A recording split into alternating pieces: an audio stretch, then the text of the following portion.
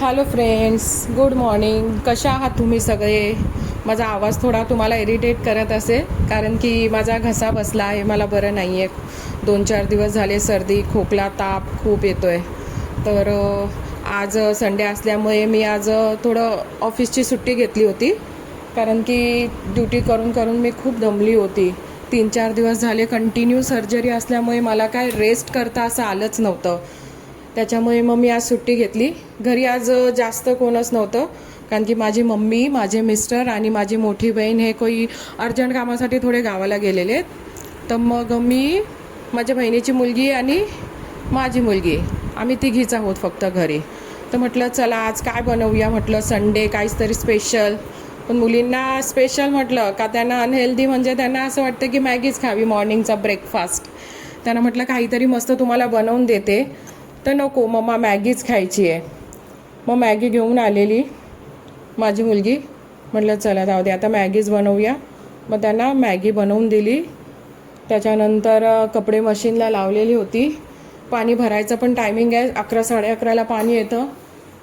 मग 11:30ला पाणी आल्यावर प्यायचं पाणी भरलं, टाक्या सगळ्या भरून घेतल्या.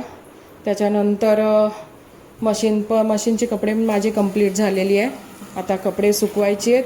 त्याच्यानंतर मग काहीतरी दुपारचं जेवण बनवायला घेते. आता काय बनवू तोच विचार करते कारण की आम्ही तिघीच असल्यामुळे त्यांचं म्हणणं आहे की आम्ही आमलेट पाव पण खाऊ मम्मा. म्हणून मी विचार करते की आता मी काय बनवू. बघते आता काय बनवू. बेबू काय बनवू, तुला काय खायचं आहे? काही पण चालेल मम्मा. नंतर तू काय खाणार? काही पण चालेल. आमलेट पाव चालेल. का तिखट डाळ भात? काय पण चालेल, जे आवडेल. तुला काय पाहिजे ते तर सांग, काय खाणार बेबू? काही पण चालेल. काही पण म्हणजे आता काही पण म्हणजे काही बनवून देऊ सांग मला. ठीक आहे काहीतरी बनवते, चला ठीक आहे बघते. बाकी चला वरचं घर पण आवरायचं, आज सुट्टी आहे. बरं तर नाही आहे तसं, पण थोडी घर पण व्यवस्थित साफ करावं लागेल ना. मग आता थोडं घर आवरून घेते, त्याच्यानंतर जेवण बनवायला लागते. बघू आमलेट पावच बनवते आता.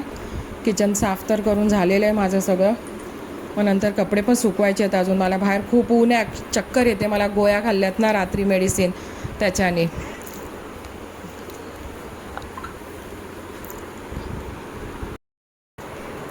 तर गाईज, तुमचा संडे कसा गेला हे मला कमेंटमध्ये नक्की सांगा. माझा संडेचा तर तुम्हाला आज मी पूर्ण कसा डे झाला तो सांगितला. तुम्हाला माझे ब्लॉग कसे वाटतात, तुम्हाला म्हणजे अजून माझ्यात काय इम्प्रूव्ह करायचं आहे का माझ्या ब्लॉगमध्ये, तुम्ही मला कमेंटमध्ये सजेस्ट करू शकता. बाकी कसा वाटला ब्लॉग कमेंटमध्ये नक्की सांगा. लाईक, शेअर, सबस्क्राईब करा. Bye bye guys.